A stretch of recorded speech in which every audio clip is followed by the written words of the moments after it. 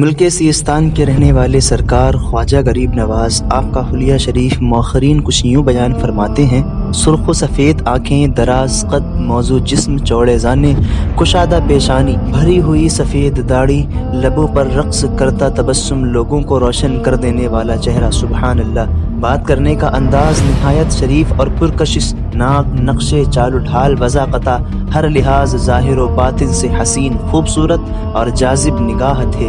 پہننے اور اوڑھنے اور کھانے پینے کا کوئی اہتمام نہیں فرماتے ہیں آپ سرکار خواجہ غریب نواز، اللہ کی رحمت ہو آپ پر۔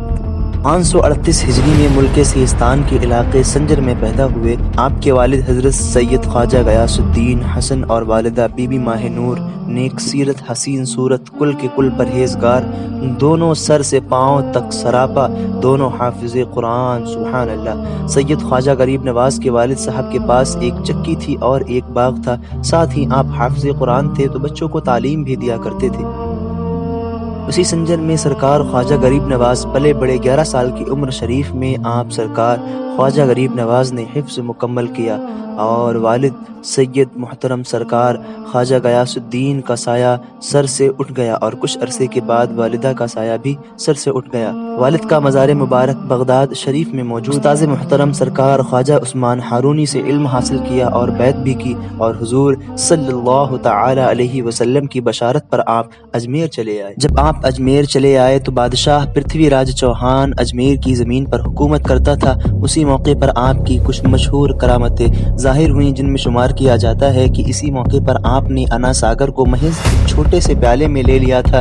اسی موقع پر آپ کے حکم سے اونٹ زمین سے چپکے رہ گئے تھے۔ اسی موقع پر جوگی جے پال جادوگر نے شکست کھائی اور سرکار خواجہ غریب نواز علیہ رحمت اللہ کی برکت سے مشرف ہو کر عبداللہ بیابانی کے نام سے مشہور ہیں۔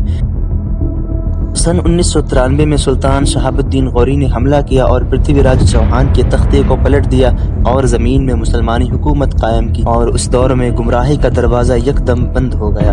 لاکھوں کی تعداد میں لوگ مسلمان ہوئے۔ آپ سرکار خواجہ غریب نواز کی تمام زندگی اللہ اور اس کے رسول صلی اللہ تعالی علیہ وسلم کے مطابق گزری۔ آپ کی عمر شریف کچھ کتابوں کے مطابق 104 سال اور کچھ کتابوں کے مطابق 100 یا 94 برس تھی۔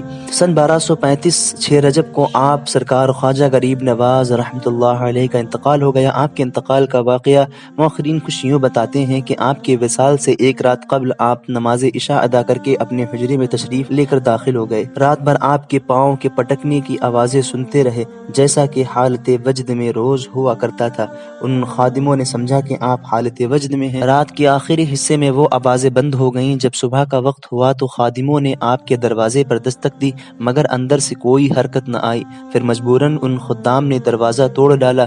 دیکھتے ہیں کہ سرکار خواجہ غریب نواز اللہ کی رحمت ہو ان پر، آپ رحلت فرما چکے ہیں۔ جس شب آپ نے انتقال فرمایا اس شب کچھ لوگوں نے حضور صلی اللہ تعالی علیہ وسلم کو خواب میں دیکھا کہ حضور صلی اللہ تعالی علیہ وسلم ارشاد فرما رہے ہیں کہ اللہ تعالی کے دوست معین الدین حسن آنے والے ہیں، ہم ان کے استقبال کے لیے آئے ہیں۔ اللہ اکبر! یہ تھی میرے سرکار خواجہ غریب نواز کی شان۔ 6 رجب المرجب کو ساری دنیا یوم سرکار خواجہ غریب نواز کا عرس جور و خروش سے منایا کرتی ہے، اور ساری دنیا کے لوگ ہندوستان میں اجمیر کے علاقے سرکار خواجہ غریب نواز کی درگاہ پر آ کر اپنی حاجتوں اور مرادوں کو پورا کرتے ہیں۔